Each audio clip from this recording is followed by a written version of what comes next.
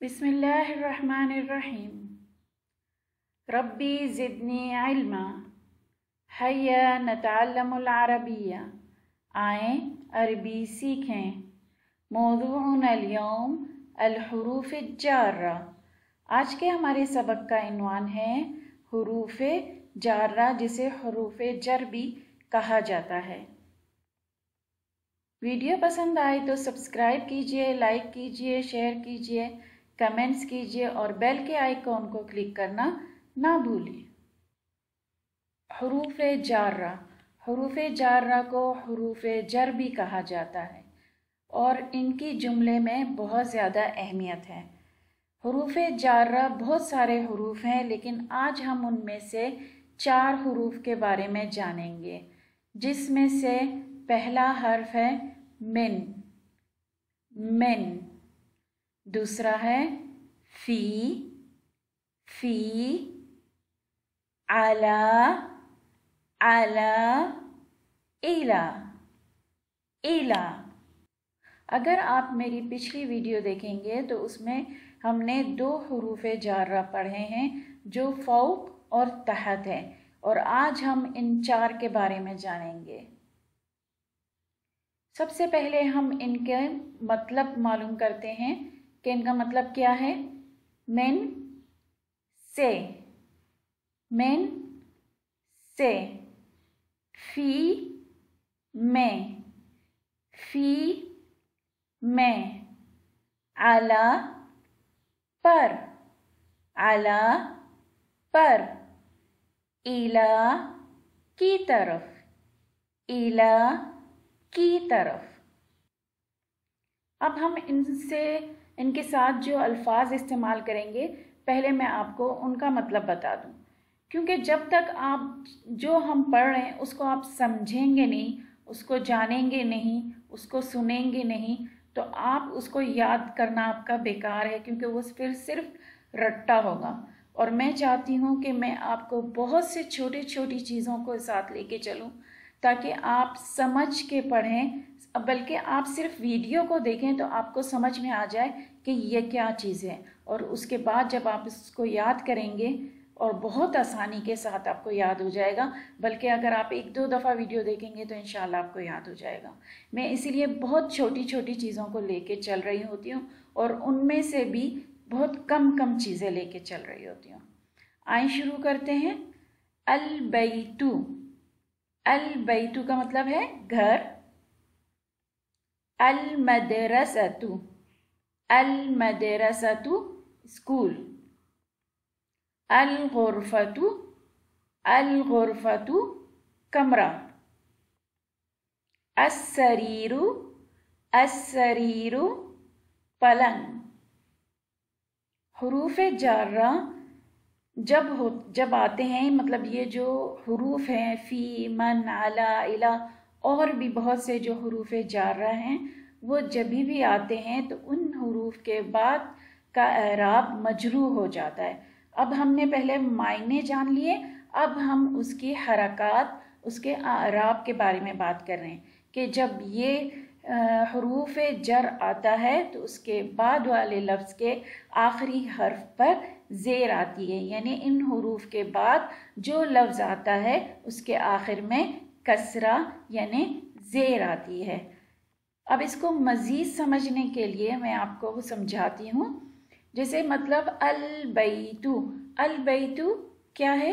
मारिफा है, नकरा मारिफा। हमने पिछली वीडियो में पढ़ा था कि बैतुन होगा तो नकरा है, और मारिफा ख़ास चीज़ जो है वो अल लगाने से आता है, और जब अल लगता है तो पेश आता है, एक पेश आता है आखिर में जब अल होता है।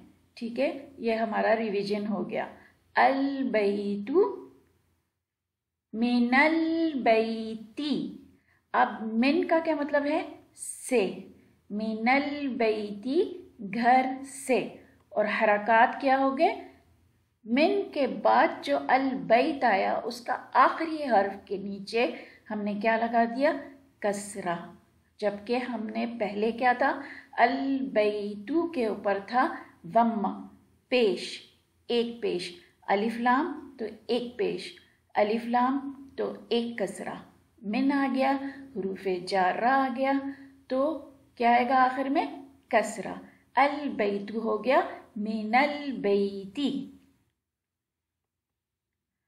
المدرسۃ، المدرسۃ تو، ٹھیک ہے، ہمارے پاس آخری حرف پر پیش ہے، لیکن چونکہ حروف جارہ آ گیا، الا آ گیا، الا آ گیا، الا کا مطلب کی طرف، الا المدرستی، تو کیا آ گیا؟ کسرہ آ گیا، زیر لگ گیا، مجروح ہو گیا، ٹھیک ہے۔ الغرفۃ، الغرفۃ، فی میں، فی الغرفتی، فی الغرفتی۔ السریر، السریر، علی السریر، السریر علی السریر، ٹھیک ہے۔ امید کرتی ہوں آپ کو یہاں تک سمجھ آ گیا ہوگا۔ اب اس کو مزید اور آسان اور زیادہ سمجھانے کے لیے میں آپ کے ساتھ ایک ایکٹیویٹی کرتی ہوں۔ ہم املا الفراغ یعنی خالی جگہ کو ہم پر کریں گے، اور اس میں ہم ان حروفوں کو ڈال کے سمجھیں گے کہ ہمیں کیسے پڑھنا ہے یا اس کا مطلب کس طرح آئے گا۔ اب جیسے ہمارے پاس یہاں ہے آمینہ، آمینہ المطبخ، ٹھیک ہے۔ آمینہ کہاں ہے؟ آمینہ من، فی، علی، الا، کہاں ہے؟ میں ہے نا۔ آمینہ باورچی خانے میں ہے، تو کیا کریں گے ہم؟ آمینہ فی المطبخی، اب خا کے نیچے بھی دیکھیں کسرہ ہے، ٹھیک ہے۔ الکتاب علی المکتب، الکتاب علی المکتب، الکتاب کتاب، مکتب پہ ہے، سے ہے، کی طرف ہے، کیا آئے گا یہاں پر؟ علی، الکتاب علی المکتب، با کے نیچے کیا ہو گیا؟ کسرہ ہو گیا۔ اب ہم نے کیا جانا اس میں کہ یہ حروف جارہ کے بغیر آپ کا جملہ مکمل نہیں ہوگا، اور آپ کو سمجھ میں بھی نہیں آئے گا کہ یہ جملہ کیا ہے۔ اس لیے بہت ضروری چیز ہے عربی جملوں کو سمجھنے اور ان کو یاد کرنے کے لیے کہ آپ حروف جارہ کو بہت اچھے طریقے سے سمجھیں۔ اسی لیے میں نے اس کو سوچا کہ میں آپ کو تھوڑے تھوڑے سے الفاظ، تھوڑے تھوڑے حروف سے سکھاؤں اور 2-4 ویڈیو ڈالوں تاکہ آپ بہت اچھے طریقے سے اس کو سمجھ سکیں، ٹھیک ہے۔ ذهب حامد الجامعة، ذهب حامد الجامعة۔ اب یہاں ہمارے پاس ذہبہ ہے، ٹھیک ہے۔ حروف جارہ کے جو جملے ہیں اس میں اگر ذہبہ آ گیا، ذہبہ کا مطلب ہے گیا۔ اب جب ذہبہ ہوتا ہے نا جملے میں، تو ہم لوگ ذہب حامد جامعتی الا لگائیں گے، الا، ذہب حامد الی الجامعتی، کیوں؟ حامد جامعہ یعنی یونیورسٹی کی طرف گیا۔ کہاں گیا؟ ذہبہ کا مطلب کیا ہے؟ گیا۔ جب ذہبہ کا لفظ ہوگا آلریڈی آپ نے کیا لکھنا ہے؟ الا، ذہب حامد الی الجامعتی، اور الا حروف جارہ ہے تو کسرہ مجروح ہوگا یعنی جامعاتی ہو جائے گا، ٹھیک ہے۔ اسی طرح خرجہ، خرجہ، جب خرجہ ہوتا ہے، خرج المدرس المدرستی، اب بیچ میں کیا آئے گا؟ خرج المدرس من المدرستی، خرج المدرس من المدرستی، استاد اسکول سے نکلا، استاد اسکول سے نکلا۔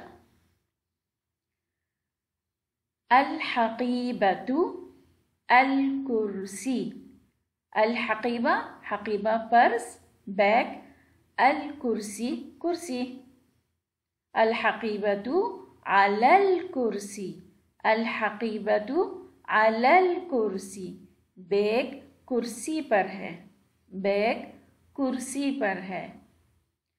الماء الماء الثلاجتی، تو یہ کیا آئے گا؟